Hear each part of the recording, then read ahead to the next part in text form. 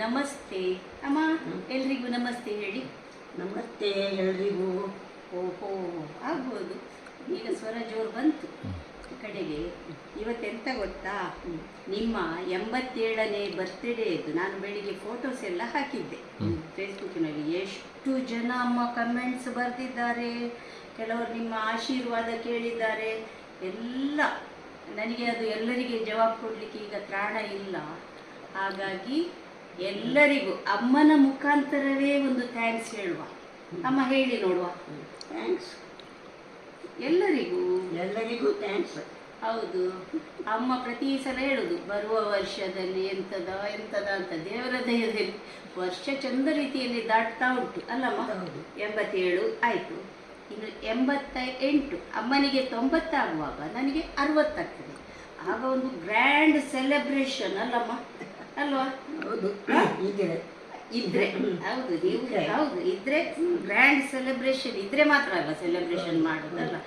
ಹಾಗಾಗಿ ಇವತ್ತು ನೋಡಿ, ಇದೆಂತ ಗೊತ್ತುಂಟ, ನಾನೇ ಕೈಯಲ್ಲಿ ಮಾಡಿದ ಮಾಲೆ ನನಗೆ ಅಮ್ಮನಿಗೆ ಹಾಕಬೇಕಂತ ಇತ್ತು.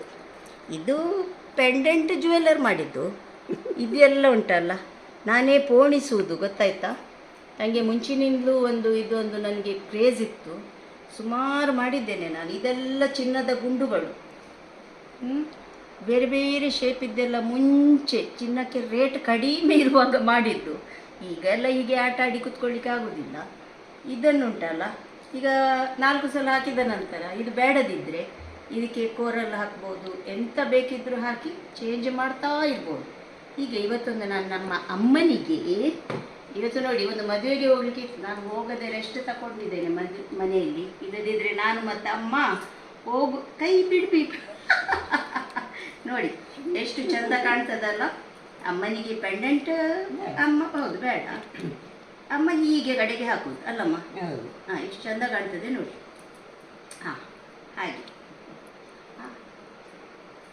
ಹಾಂ, ಎಲ್ಲರಿಗೂ ಪುನಃ ಒಮ್ಮೆ ಥ್ಯಾಂಕ್ಸ್.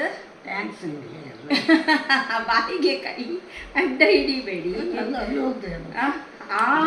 ಈ ಮೊನ್ನೆ ನನ್ನ ಹಲ್ಲು ಕಟ್ಟಾದದಲ್ಲ, ಇವತ್ತು ಇವರು ಪೆಣುರಿ ತಿನ್ನುವಾಗ ಇವರ ಹಲ್ಲು ಕಟ್ಟಾಗಿದೆ. ನಮ್ಗೆ ಒಂದೇ ಕೆಲಸ ಅಂತ.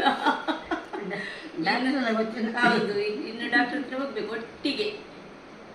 ಬಾಯ್ ಬಾಯ್ ಬಾಯ್.